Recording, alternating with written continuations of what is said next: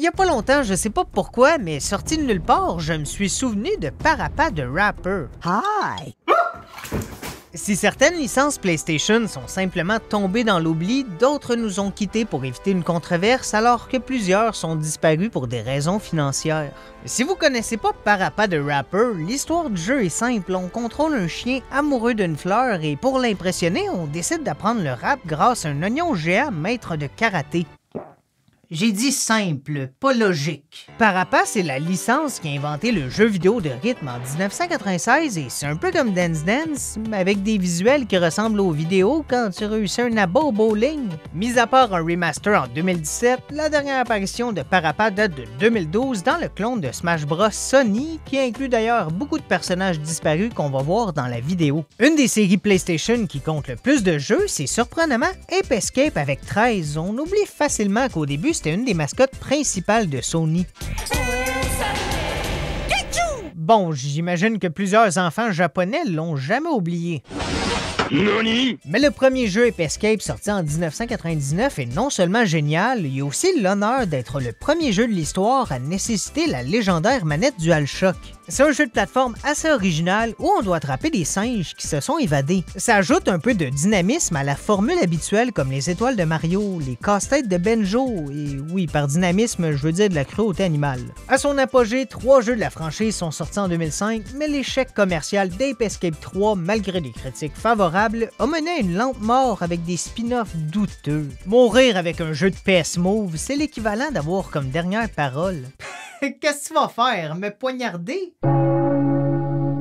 Sly Cooper, le raton laveur voleur, c'est un peu le petit frère rebelle du trio de stars de Sony au début des années 2000. Les trois ont d'ailleurs eu ensemble un jeu sur le PlayStation Move et au moins il n'y a pas de fausse représentation. Même sur la jaquette du jeu, on ne cache pas que ça va être de la merde. La trilogie de Sly Cooper, c'est des jeux de plateforme basés sur la furtivité, l'infiltration et même s'ils sont vraiment excellents, les 3 jeux ont eu des ventes assez faibles avec 2,2 millions d'unités combinées. En 2013, un 4e jeu débarque après 8 ans d'absence et le gameplay est bien, mais c'est assez évident au niveau scénario que ça vient pas des développeurs originaux. On est quand même passé de l'écriture du studio à qui on doit Ghost of Tsushima à celui qui nous a offert les jeux Sonic Boom. C'est comme aller dans un restaurant chic, commander un steak, mais manger sa serviette de table. Infamous, c'est la série que Sucker Punch Productions a créée directement après Sly Cooper et c'était des jeux d'action-aventure dans un open world avec une liberté et surtout des capacités de parcours fantastiques. La liberté allait même jusque dans nos choix avec le système de karma, on pouvait devenir gentil, être méchant, être gentil mais garder une sauvegarde de côté pour pouvoir faire des carnages sans détruire notre karma, maintenant plus connu sous le nom de la sauvegarde de Red Dead Redemption au beau milieu de Saint-Denis. Le 3e jeu, Infamous Second Son, c'est celui qui s'est le mieux vendu avec 6 millions de copies, donc c'est un peu surprenant qu'il n'y a pas eu de suite. Mais Ghost of Tsushima, c'est une bonne excuse. Une bonne excuse pour pas faire Infamous 4, hein? Je vous déconseille de répondre Ghost of Tsushima si vous faites prendre à tromper votre femme. Siphon Filter, c'est un jeu de tir basé sur l'espionnage qui s'en est assez bien tiré malgré sa sortie en 1999 entre Metal Gear Solid et James Bond Demain ne meurt jamais, qui est pas un grand jeu mais surfait sur le succès de GoldenEye. On joue l'agent Gabriel Logan, qui est l'équivalent de James Bond s'il souffrait en permanence d'une réaction allergique aux fruits de mer. La plus grosse force du jeu, c'est son gameplay et sa variété d'armes. En tout cas, c'est certainement pas ses dialogues. Burn it all. But what about the serum? J'adore l'accent du garde, on dirait juste un jeune enfant allemand qui se plaint à son père. Papa, je veux plus d'épée! Siphon Filter s'est vendu à 900 000 unités et a mené à 5 suites, ce qui est incroyable considérant qu'il a été fait par l'équipe derrière l'illustre Bubsy 3D. Ce qui nous montre la morale importante que dans la vie, il faut jamais abandonner. Et aussi que nos actions n'ont pas vraiment de répercussions. Le succès mondial d'Halo a poussé Sony et surtout les journalistes à essayer de trouver un rival et à l'époque, c'est Killzone qui a le plus souffert de cette comparaison. C'est une série de jeux reconnue pour ses graphiques sublimes, mais on peut pas la détacher d'un des plus gros scandales de faux trailers en CGI avec Killzone 2 à l'E3 2005. Le pire, c'est que le jeu est magnifique, la fausse représentation était même pas nécessaire, on aurait été impressionné pareil. C'est comme si quelqu'un d'ultra riche se faisait prendre pour fraude. Ok, mauvais exemple. Killzone, c'est un des très rares cas où le marketing du jeu est basé sur les ennemis plutôt que notre personnage. C'est quand même drôle que le point le plus connu, les fameux yeux rouges, viennent juste du fait que dans les versions test, c'était dur de savoir sur qui tirer. Le dernier jeu, c'est Killzone Shadowfall en 2013 pour le lancement de la PS4.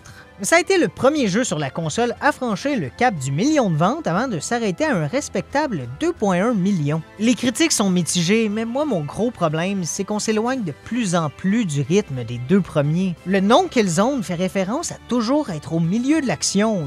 Là, je marche tellement pour trouver des ennemis que ça devrait plus s'appeler L'amour est dans le pré. Knack, c'est un jeu qui essaie d'être beaucoup de choses. C'est un mélange de beat 'em up, de jeux de plateforme et du même sentiment que l'inconfort léger mais constant d'avoir le nez congestionné.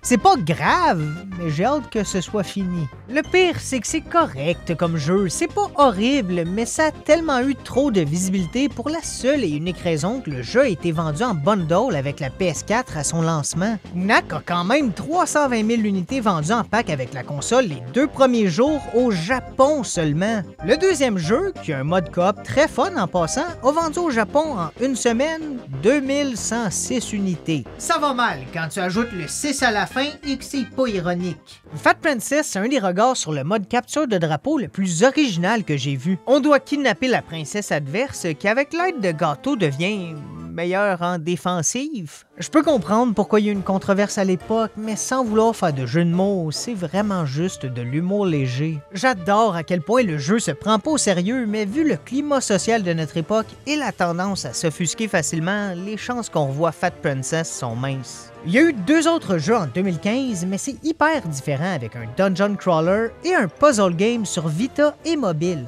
C'est un peu triste pour une série aussi créative de finir comme ça. J'aurais tellement aimé une espèce de parodie de Mario et Peach où notre princesse bien en chair doit aller sauver un plombier par rapport. Jak and Daxter, c'est une trilogie de jeux de plateforme culte qui avait tout, une bonne histoire, de l'action, des guns, des courses, ça répète un film de Michael Bay, sauf la portion bonne histoire. Mais il y a une incompréhension sur pourquoi la licence a disparu et même si ça me fait mal à dire, c'est assez simple à comprendre. Le premier jeu est de loin le plus vendu avec 4,2 millions et c'est surprenant de voir que les 2 autres jeux se sont écoulés à 3,4 millions d'unités combinées. Le ton plus mature a peut-être pas aidé. Sur la jaquette, Jack tient un fusil. Le jeu est maintenant classé pour adolescents et bon, l'histoire commence quand même après que notre personnage s'est fait torturer pendant 2 ans. Ce qui lui donne bien sûr la capacité de parler, ce fameux effet secondaire agréable des traumatismes liés à la torture.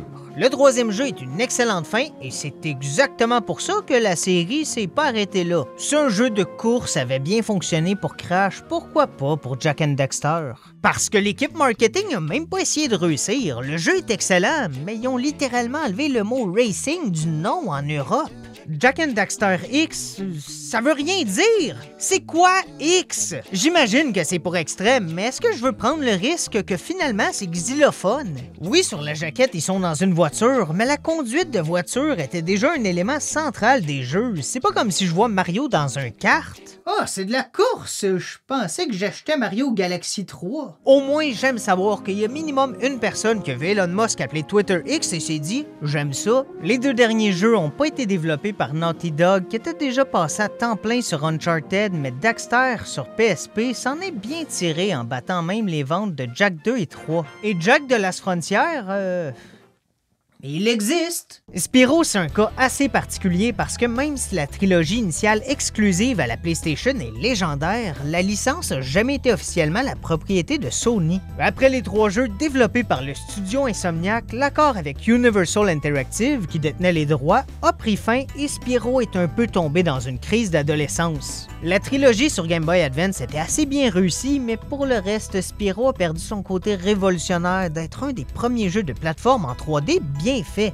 Je mets une emphase particulière sur bien fait. La franchise essayait de faire la transition d'un collectathon coloré à un beat 'em up plus mature, mais c'est pas ça le charme de Spyro. Je comprends même pas pourquoi essayer de faire un jeu mature et sombre. On contrôle un dragon mauve. Les jeux s'appelaient Spyro pour aider les ventes, mais le style fonctionnerait mieux avec comme protagoniste une taupe brune qui s'appelle Alain. Une fois au fond du baguet en 2011, Spyro a été utilisé pour lancer la mode ridiculement populaire des jouait jeux vidéo avec Skylanders Spyro's Adventure. C'est triste que Skylanders s'est servi de Spyro pour donner de la crédibilité à sa licence avant de l'abandonner quand le concept a décollé, même si bon, c'était prévisible.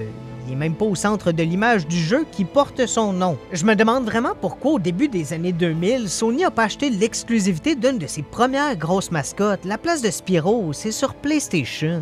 Mais il est jamais trop tard. Depuis le studio Universal Interactive est devenu Vivendi, qui lui a été acheté par Activision, qui lui a fusionné avec Blizzard pour finalement être vendu 69 millions de dollars à...